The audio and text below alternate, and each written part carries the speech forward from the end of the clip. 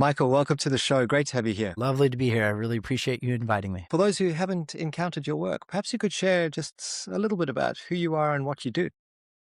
Yeah, I appreciate that. So my name is Michael Juberg. I'm an American academic. I'm actually living in New Zealand right now, pursuing my PhD in psychiatry, and I'm studying psychedelic medicine. I formerly was a mindfulness researcher via clinical psychology, and now I'm kind of pivoting towards psychedelic medicine. I'm also a registered counselor and therapist out here. But beyond that, I maintain a very active life, run a few podcasts. I'm a woodworker and a sculptor, just exploring the world and all the fun things to do in it. I love it. I love it. We got to meet each other in a workshop a few weeks ago, and straight away I thought, I need to get you on the show because you have such an interesting, colorful life and experience. Tell us about the underdog story, how undying resilience will always win. What does that mean to you? Yeah, that's a good question. I think when I consider my long arc and my story, I'm very untraditional. I think I've always been kind of fighting to get my position and my place in the world. I barely got into my undergraduate school.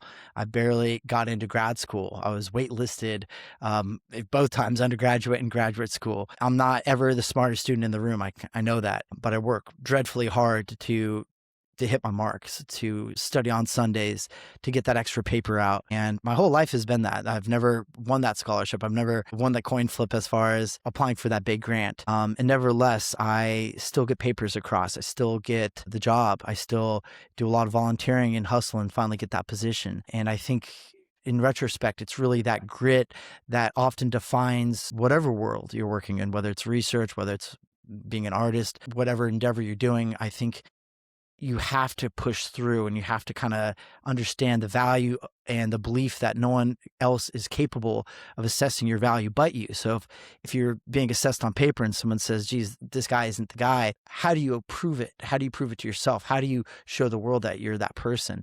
I'll give you a quick example. The last paper that we got through, it actually took 5 years to get this academic paper across. If you think about that, imagine being on year 4, getting your 4th rejection and saying, am I going to try one more time? Actually, I think I got rejected 5 times and think, should I try one last time? And we actually went on to a higher level and applied to the flagship journal, which should have been out of range. And lo and behold, not only did it get accepted, but it's now a theory that's being recognized and being picked up in papers. And I just got invited to do a presentation on it at a university just this week. So when we're talking about being an underdog, I really think the spirit and the essence of it is maybe you're not slated as the first pick, the top choice, but what does it mean to push through based on your own belief system, based on your own sense of optimism, sense of self-worth? And so I always like to lean into that side of myself whenever I'm faced with a challenge. I know that I can do it because I have done it before. I've bet on myself when a lot of other people have told me truly that's not your path, that's not your goal, that's not your capability. And then lo and behold, I get to that next stage. So I always like to kind of sing the virtues of grit and being an underdog and how that's just really shaped my story. Where do you think that comes from? Is it nature, nurture, a little bit of both? Yeah, good question. We're about to get Freudian, so we'll put on our psychoanalytic cap real quick. I was a second child, and my brother, actually, he was a savant. He was a 2-year-old that could tell you the scientific names of dinosaurs, and not just like the popular ones, like the really absurd ones, you know? And so it was just born out of his shadow. I was always kind of limping into the world. My brother was kind of, oh my God, what a gifted child. And he's so bright. And then, even as I was like learning to speak, my brother would actually talk for me. And so I didn't even have a chance to develop linguistically as fully as I could because my brother would kind of step into the limelight and he was helpful, but incidentally, that's what happened.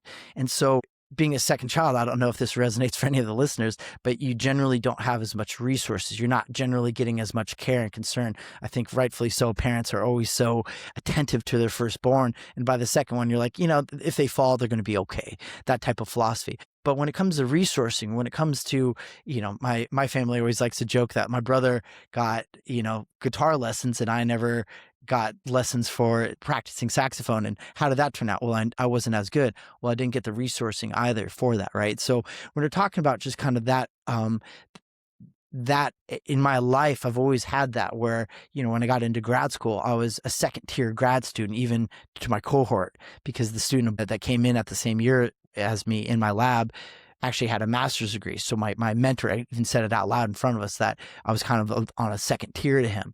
But I had more publications than him. I got into better conferences. So when you're thinking about it, it's one of those things like it's a little bit of, I wouldn't say a chip on the shoulder, but I've always kind of had to fight for it. I always had to get into the world with kind of starting the poker game with my chips down. And so, or a smaller chip stack, I guess you would say. So it's just a different way that I have to engage the world. And I honor that. And it hasn't been debilitating. It's just something I have to recognize that on paper, I might not get the benefit of the doubt. I might not always be the first choice. Yeah, yeah, absolutely. It's interesting how that shapes the mindset. And some people just do give up. But if you can cultivate that growth mindset and just keep pushing on, aligned with your values, as you mentioned, what triggered the journey from social work through to research? Yeah, good question. So when I was in undergrad, I actually studied Buddhism and psychology, and so it was nice. And the challenge for a lot of psych students is trying to find a job that's sustainable afterwards. And I couldn't find anything directly in psychology, but I did find some work in social work, working at a homeless shelter. And it was very interesting. And so throughout my years, I kind of switched between working in homeless shelters, and then eventually I kind of step back into research. So working in social work, you're kind of working directly with people, really seeing the immediate effect of your efforts, right? Whereas when you're working in research and medicine, it's a little bit broader. It's how do you change a system? How do you change a way? If you figure something out in one corner of research, it might extrapolate to an entire population. And so kind of I've been trying to step to a different realm of thinking and organization and hopefully effectiveness, that if we figure out something in research, again, it might benefit more people than my one-on-one work. I loved my time doing social work. I learned so much about the human condition, how awesome people are, how relatable people are, even if they're in a really challenging place in life. But I'm currently in research, and I miss that interfacing with people that are really in need and really lovely. Research is a very different workflow and a different environment, and your peers are completely different. But I think it's nice to have kind of both in my back pocket. Absolutely. What about your research into mindfulness and psychedelics? This is what I'm interested in. And there's a lot of other questions I want to ask, but what prompted the interest in these areas, which are super interconnected, but traditionally probably quite different? Yeah, good question. So I think my lines of research are a little bit different. On one hand, I am a mindfulness researcher. We look at it in terms of like clinical work. How do we bring mindfulness into the wellness space and actual clinical medicine to help people who might be dealing with depression, anxiety? And so that's one line of research. Separately, I'm looking at psychedelic medicine. My current study is looking at, well, first off, here in New Zealand and at the University of Auckland, they have a real robust research program that looks at all different types of psychedelics, whether it's LSD, mushrooms, ketamine, and MDMA. And we look at both macrodosing and microdosing. And my personal study, I'm looking at ketamine-assisted therapy for depression. So people who are considered treatment resistant, those who haven't had really any sustained benefits doing other types of psychotherapy or antidepressant regimens, they are now going to be trying ketamine plus therapy, and that has some promise. And so that's what this line of research.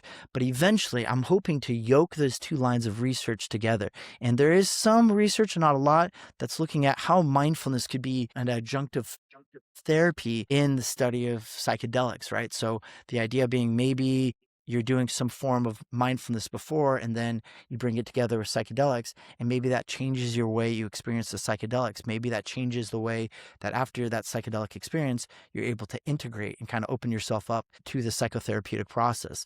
And so it's not a line of research I'm currently investigating, but it's something that I'm deeply curious about. And oftentimes with research, you kind of do one project at a time and you have something brewing in the back of your mind, but it might be 5 or 10 years before you actually get to that exact project. So right now I'm just kind of getting the feel and developing my capacity in this lane of research. And then hopefully we'll bring those two together later on. the intersection between the two, I mean, intuitively to me, it seems like they are a natural match. And I think that one could amplify the other and really help people on their journey. How difficult is it to conduct this kind of research in a country like New Zealand, where these things are, a class A prohibited drugs?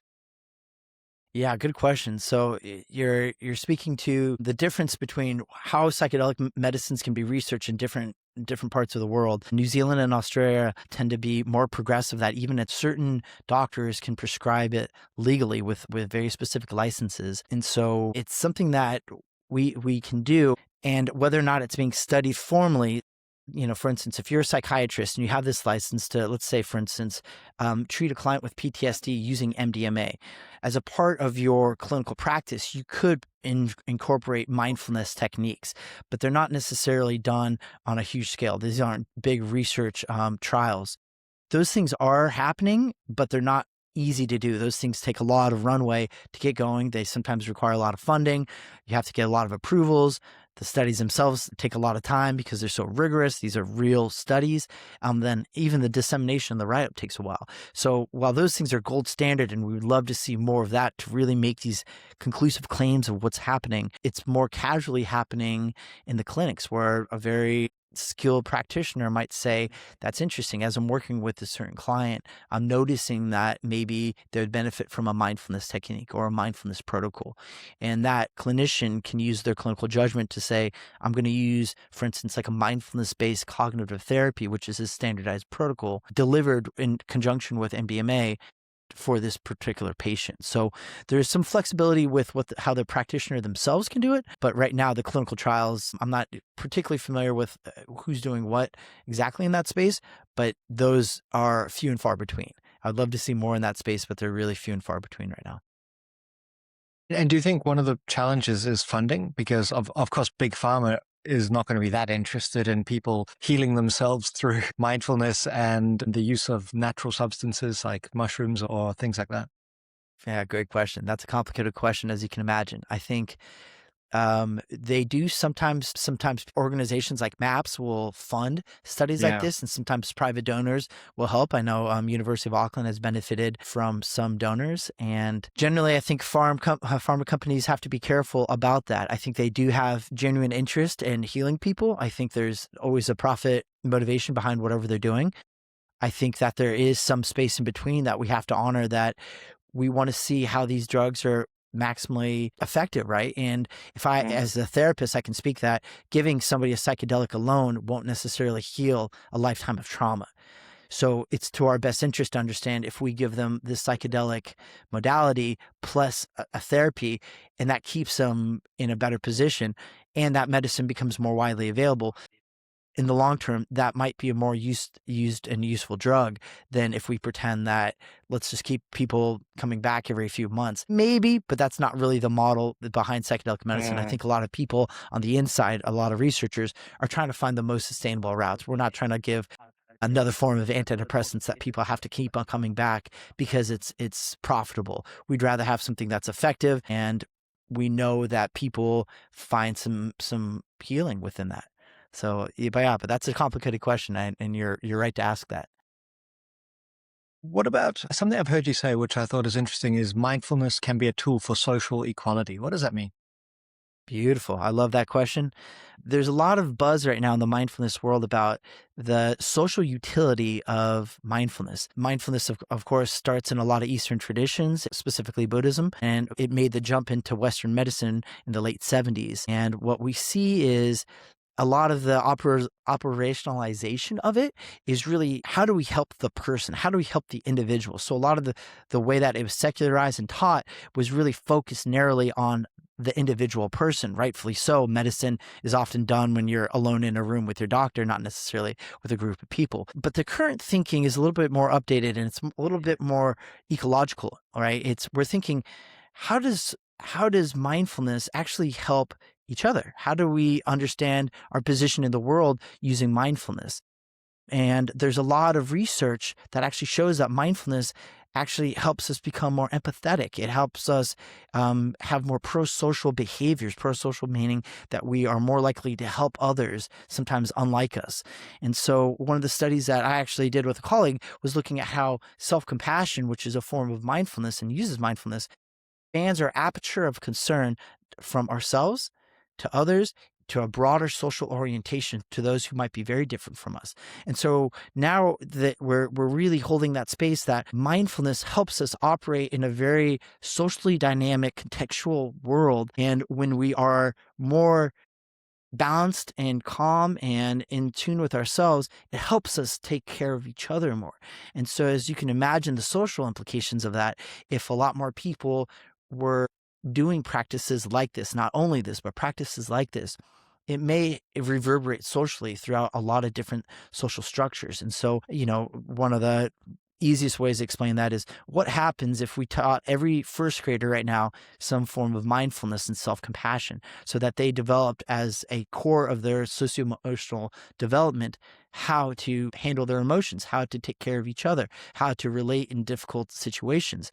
What would that do for the entire world when that first grader is suddenly a second grader and a seventh grader and then a 12th grader and then a college student and then a partner and then a boss? And then, so when we think about how these things might reciprocate over time, this might build this and then that might get easier over time. And so essentially we might be able to affect this societal wide change if people can get this education or get this capacity trained early.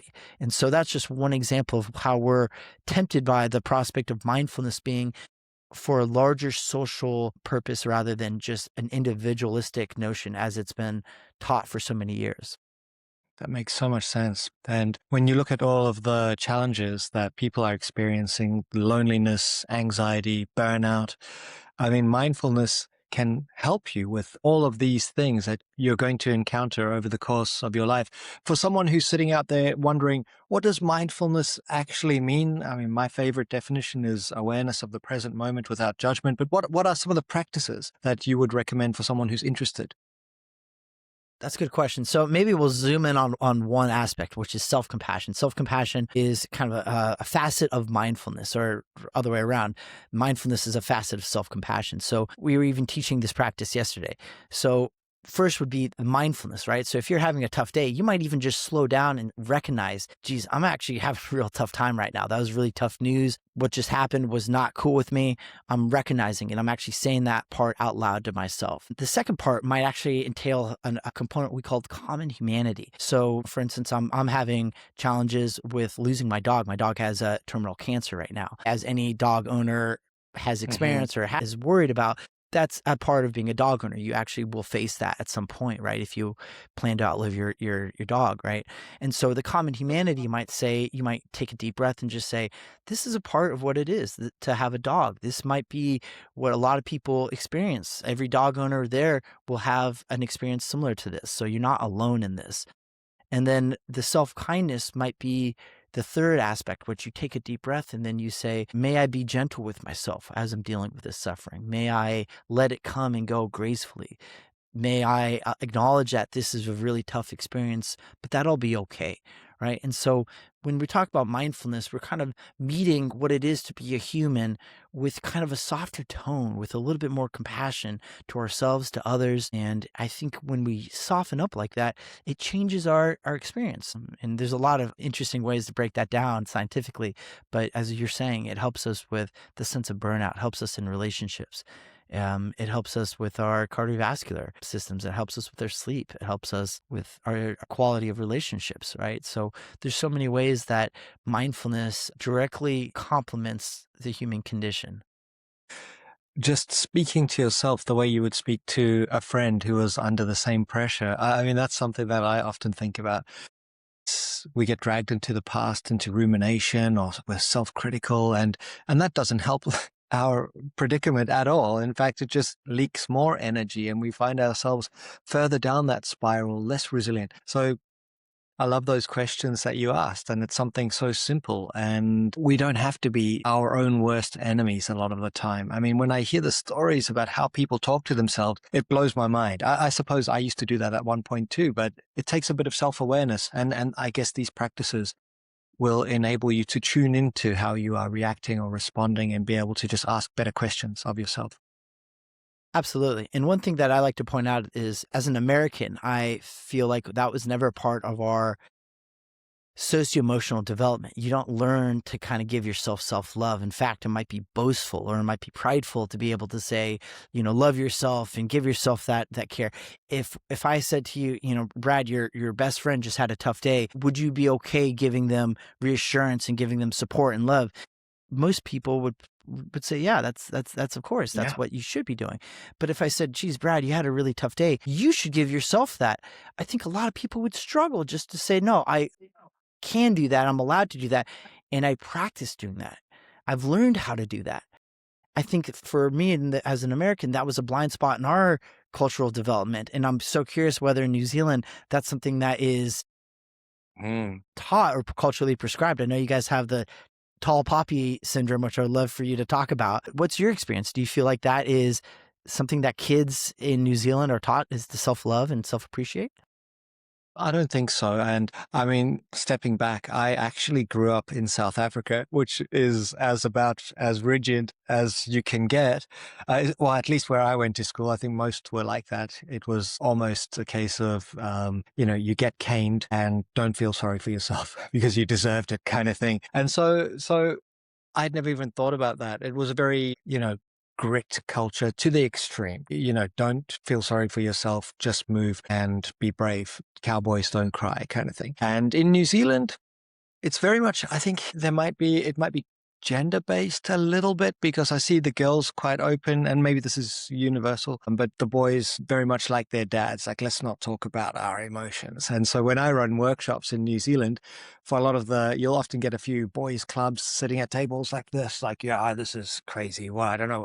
I'm only here because I was told to come here. But once they learn that these things that happen to you, these feelings are normal and natural and you can play with them and enjoy the experiences and name them to tame them and maybe even claim the positive ones, people seem much more open. So I think it is changing gradually, but certainly where I grew up, it was very much leave your emotions out of it and don't feel sorry for yourself.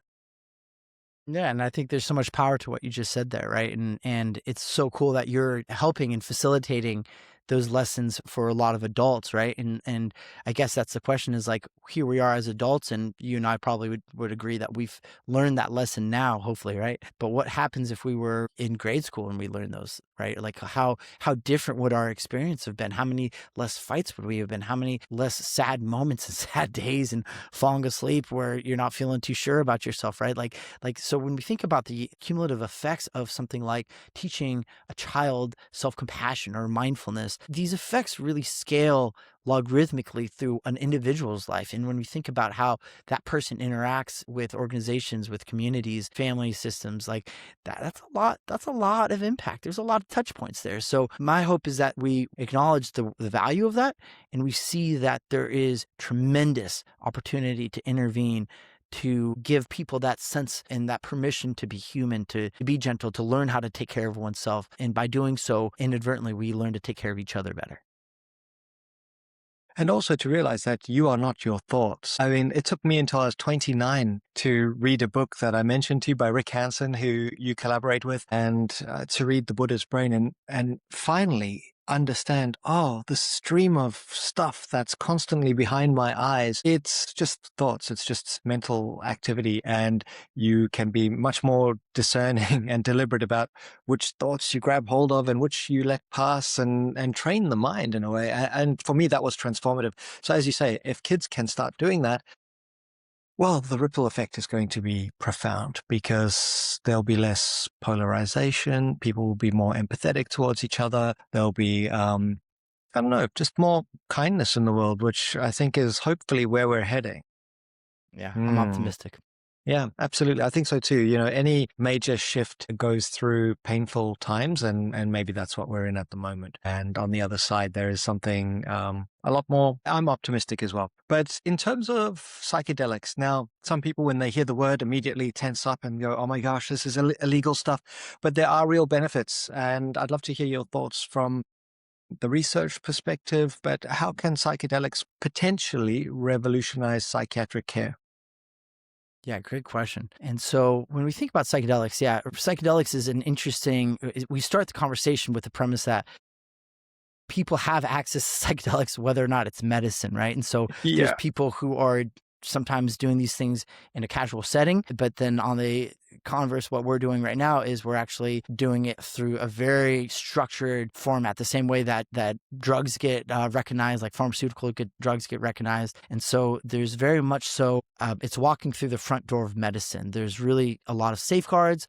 There's a lot of rigor. There's a lot of responsibility. And when we talk about that form of psychedelic medicine use, I like to give people the reassurance that it has the safety of medicine, right? We as scientists and clinical researchers and practitioners, when we are talking about these, you cannot imagine the depth of concern that goes into each of these considerations. What happens when someone's doing a ketamine assisted therapy and they have sleep apnea?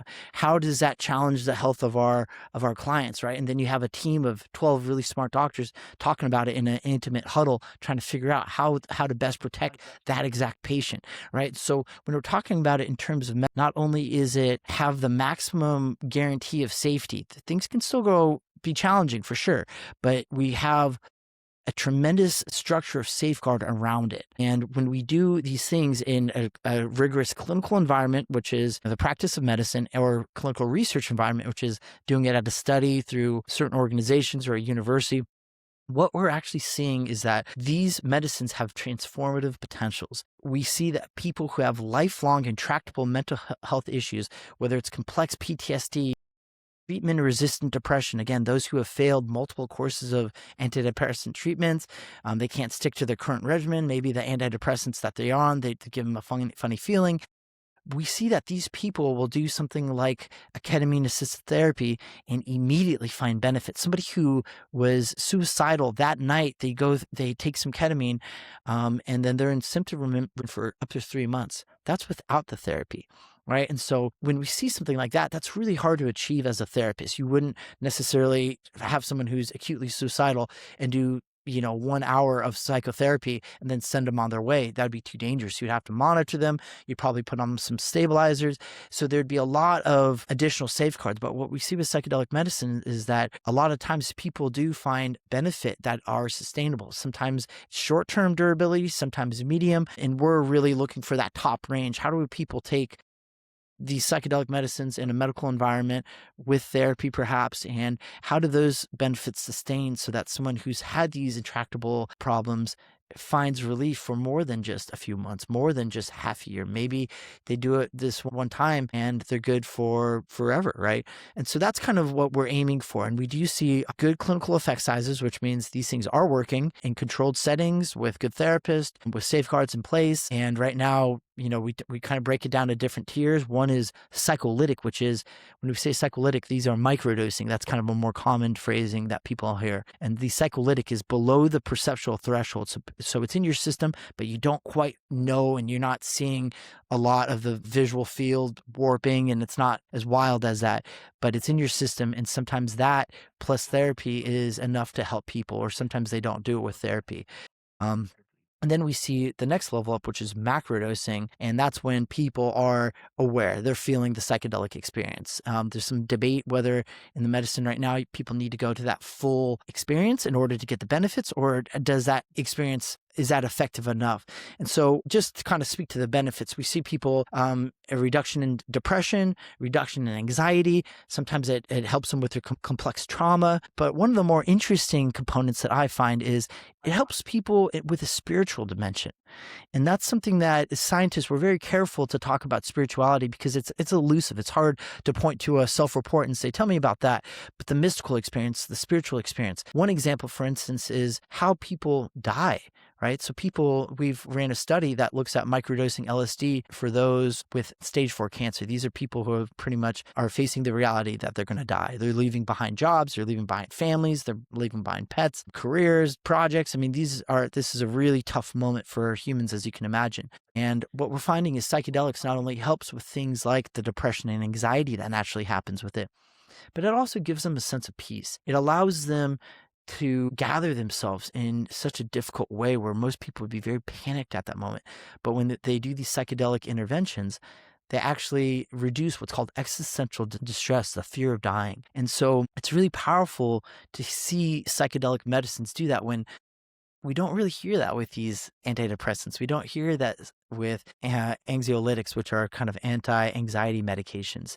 And Hmm. so we see these unique benefits coming through. And we, as good scientists would say, this isn't a cure for everything. This isn't the thing that everyone should be taking. But we are seeing that people who have never done substances, whether it's smoking a cigarette or smoking marijuana, or they don't drink coffee or they don't drink caffeine, these people are doing psychedelics in these instances and finding tremendous benefits. And so for me, as I hear that, I think, oh, that's good. That's promising to show that something like this could be accessible by a lot of different types of people.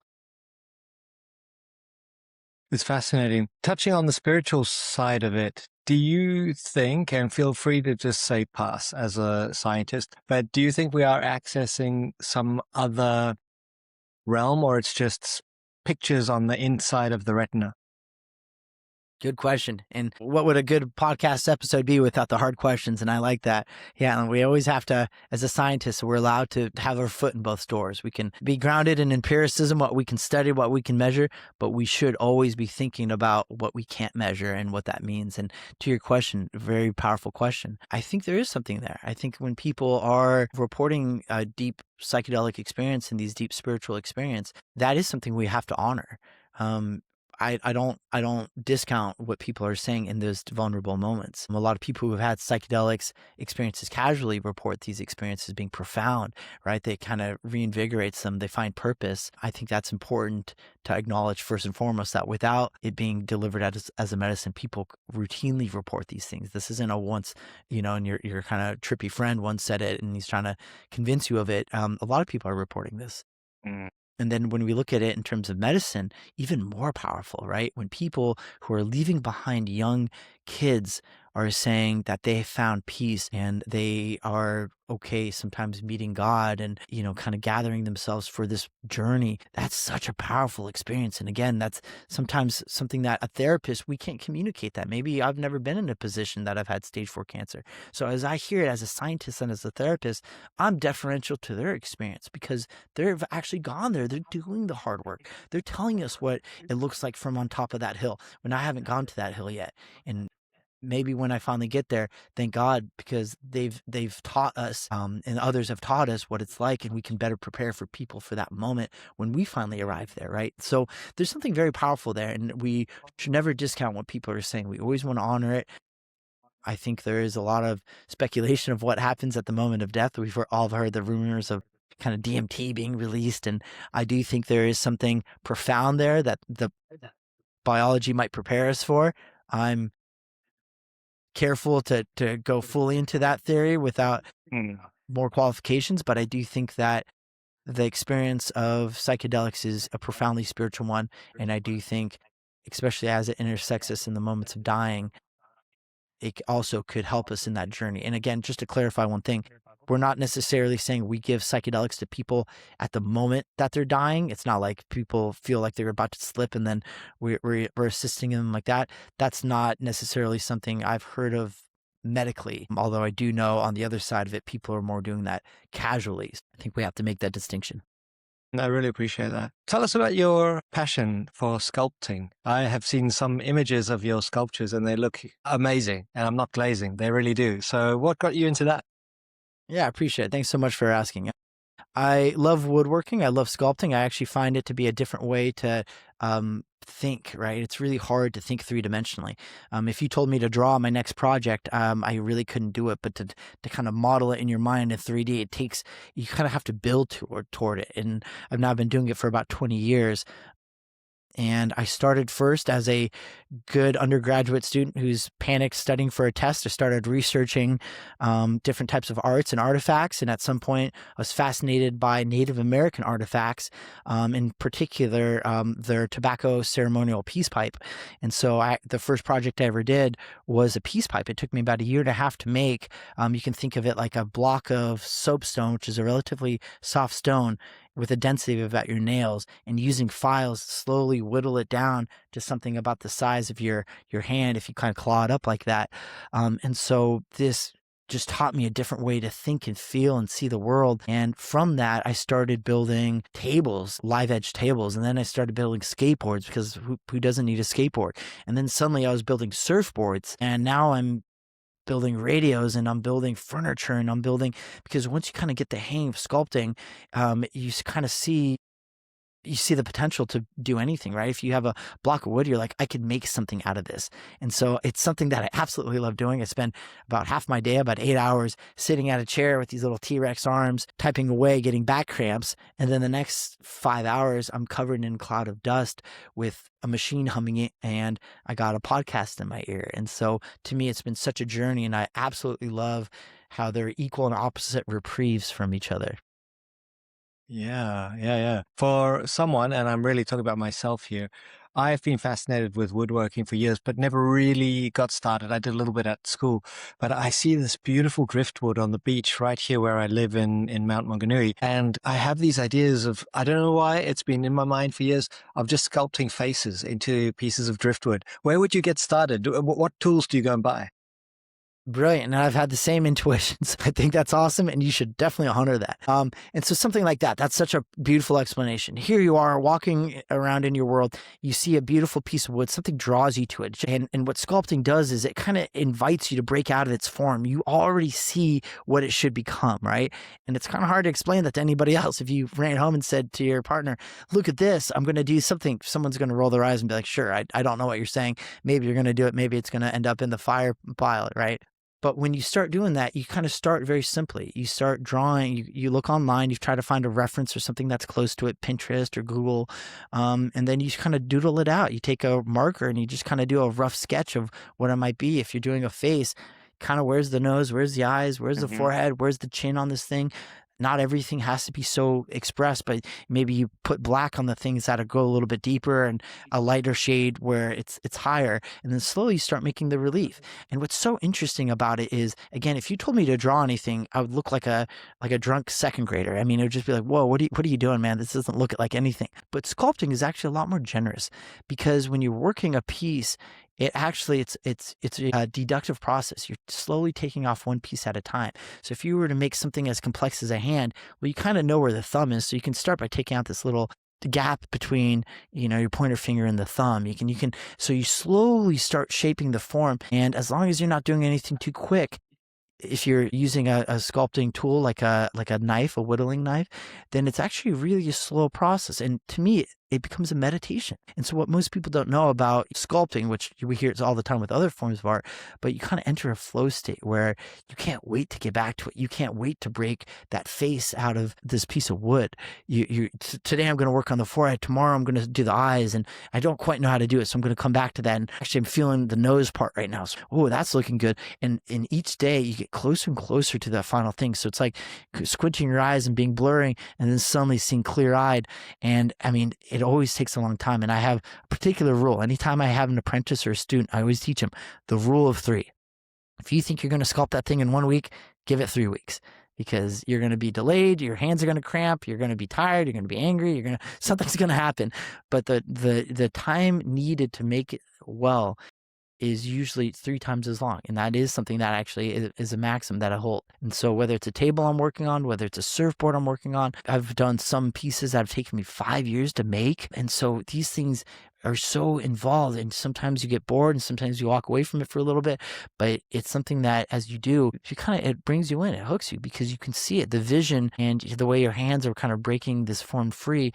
It's a very fluid process, and it's one that I like to say the irony of it is like you're sculpting the piece, but you're also sculpting your brain. You're learning to feel it differently. You're learning to see differently. And so kind of you're you're kind of mapping what you're doing on a piece of material, and you're doing the same thing. You're kind of sculpting the grooves of your brain at the same time. So it's kind of nice. I love it. It's ever since school days, I painted trees with faces. It's just, I don't know why. I guess a lot of people do that. But now I'm inspired. I'm going to go and find a piece and get started. I'm looking forward to that. About that, just from a scientific perspective, that's in an area of your visual cortex called the V10 that is specifically geared to recognize faces. And so that is one of the things that makes humans is we can recognize faces, thousands of faces. In your lifetime, you will have met thousands of people and you will recognize a lot of them. And so that's a Uh-huh. very specific human trait, to be kind of fascinated with faces. And someone like you who's very social and meets a lot of people, you probably have a better capacity to study a face. You're interested in face. You probably can flash read a face quicker than most people just because you practice that. And so it's very human of you to pick that as your artistic subject. Yeah, absolutely. And actually, the fiction novel that I've been working on for about 10 years, more about that another time, is it's about a person in India, loosely based on my own travels through India, who sits next to a tree. And I suppose the tree has some kind of spirit that speaks to him. Anyway, it's a lifelong fascination. So I think it's time to pursue that. But I'm interested in your podcasting. So, from one perspective, you have talked about how podcasting can equalize power inequalities in science and research, and you actually run two podcasts. Perhaps you could tell us a little bit more about both of those. Yeah, great question. And for us both being podcasters, I think we innately understand how it's empowering to be able to speak to a lot of people. Anyone has access to these podcasts, right? When you're talking about scientists, scientists are historically in their ivory towers, right? That's kind of our funny way of saying we are huddled in these very tight corners of the world of research universities or buildings or scientific disciplines. And we have these really breakthrough papers or moments, but nobody knows about it. Scientists who are most likely to be interested in it sometimes aren't reading the white papers because there's a lot that's coming out and every day there's more coming out. And these people aren't necessarily accessing that. And those who are able to kind of speak and publicize their papers are the ones who are getting into the good journals. Those are the ones coming from good universities. Those are the ones with tenure track positions that are actually bona fide professors. Those are the ones that are getting invited to keynote speeches at conferences and getting honorarium to go there. But what about everyone else? What about that? What about the grad student? What about the new postdoc? What about the quiet researcher that is brilliant, but they're not one to really talk about the research out loud to their friends and their peers, let alone to the public. And all science is public facing, right? Because we are doing this for each other. Have a mission to serve humanity. And so one of the new imperatives for the next generation of scientists is to find a way to get your work out there. And so a part of my work as a scientific journalist is to empower the voices, allow those people to have a platform. Yes, you might not have a big name in the field, but your work is important. You are important. Your passion is important. How you are seeing the world, especially for you underdogs, you are important. And so we're giving those people the opportunity to step up to the mic, share a little bit about the work, but more importantly, share their passion. We want other people who are grinding away in some corner of the world that aren't talking to others to know that there are people like you in the world that are deeply passionate about that. And they might actually hold that piece that you were looking for, or you might hold the piece for them. So we're throwing out the bat signal. By making it media facing, we're allowing people to find each other. And so, again, research, no one thinks of researchers being the most social, and that's totally cool. No one needs us to be, but I think we need to be more social. We want to create more opportunities. So the two or three endeavors I work on, one is called the Global Compassion Coalition with Dr. Rick Hansen, who you mentioned, very powerful, brilliant man. Really enjoy working with him. That's helping people develop compassion in the world through policy, through science. So I'm the podcast host for that. Secondly, I'm on the International Society for Contemplative Research, which we just launched, which also highlights the work of those in the contemplative sciences, which often means mindfulness, yogic practices. And these are, bona fide scientists doing very interesting things. So we're just launching that and kind of gathering steam and bringing people on and sharing. And even for me, I'm in that field. I'm learning so much because I don't know who these people are. Sometimes I don't know this field of research. So for me, I'm actually educating myself, which is awesome. And then the third endeavor is called the Science of Mindfulness, which is a website I started back before as a grad student to help me get into grad school.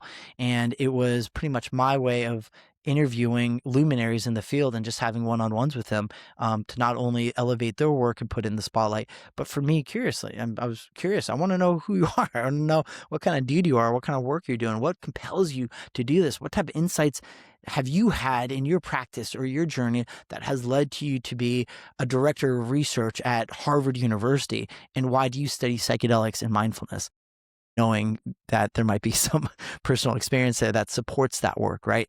And so I think it's so important to be, I find podcasting to be such an interesting way to do it. And so far, it's been a wonderful journey. You meet so many amazing people. That's my experience. People who have become close friends, and it's absolute joy getting to do that and follow your own curiosity. So you have been invited as a guest speaker at University of Pennsylvania. Yeah, thank you so much. That's one thing that I just wrapped up this week, which I'm very, very grateful for the opportunity. One of the papers that I was talking about that helped, that pretty much is talking about how self-compassion leads to egalitarian beliefs through empathy. And this is kind of a theory paper. It's not technically a theory paper, but easiest to conceptualize it as that. It got found by a course that teaches mindfulness for collective well-being. And that's an interesting one. University of Pennsylvania, which is related, and I think one of their founders might have been Ben Franklin, who's one of my heroes. He's always about public good. And so they have a strong emphasis on public good. And this is one of the courses that they teach their undergrads, which is amazing. That's not something I even heard of during my undergraduate experience. And so I had the opportunity to kind of share the paper with them. It was assigned reading for them, which is crazy to think about. Again, being an underdog researcher, an underdog grad student, and suddenly some kids in a different corner of the world at an Ivy League school are talking about your paper. So this is not just my paper. It's my wonderful colleague, Polina Belaborodova at the University of Wisconsin at Madison. But for a group of young students to be kind of wrestling with the concept and kind of testing this theory against their experience in the world was quite a profound experience for me.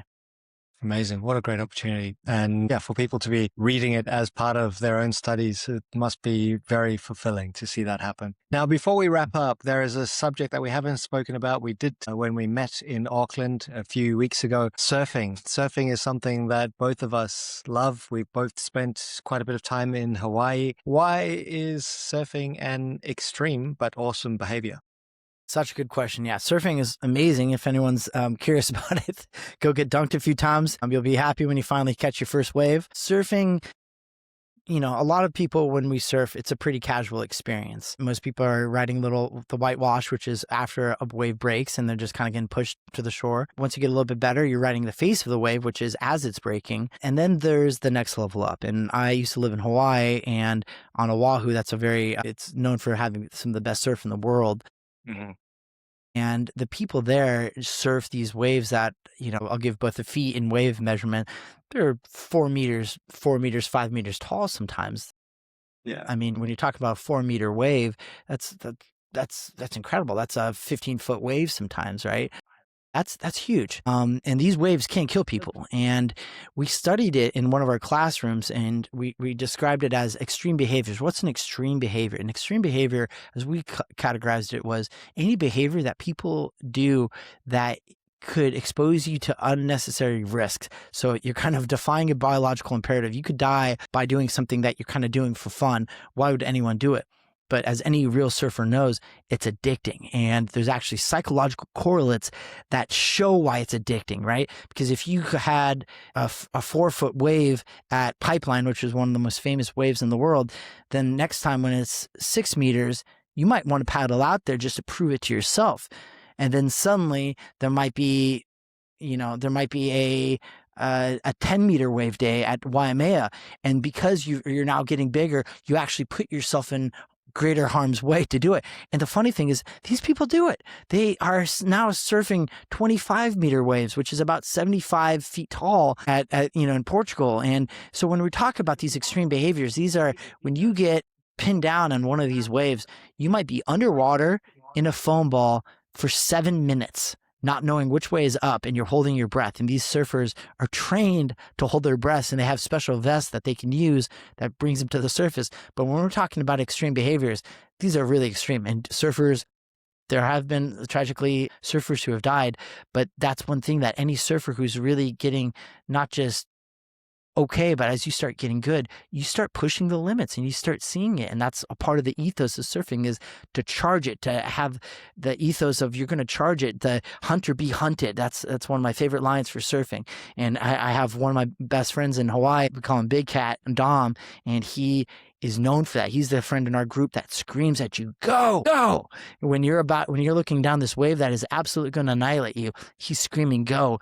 And that's the extreme behavior. That's the overcoming your own fears and challenge to do something that you've never done before, to grow. What's your experience surfing? The same thing. I mean, it's just always a case of pushing to the next level. And then sometimes you find yourself out of your depth. I remember I'd had a long, cold New Zealand winter and managed to go over to Fiji. And after not surfing for several months, because where I live, it gets pretty flat, suddenly you're jumping off a boat over a shallow coral reef, and there are waves that are maybe 6 foot, but solid coming through at cloud break. Wow. Well, that's when you start to question life choices. But a perfect wave comes along and I mean, I'll never forget, I got barreled by mistake. There was nowhere else to go. So I'm just standing there. I'm about to be obliterated, and came out. And this guy was paddling past me going like, yeah. I was like, oh.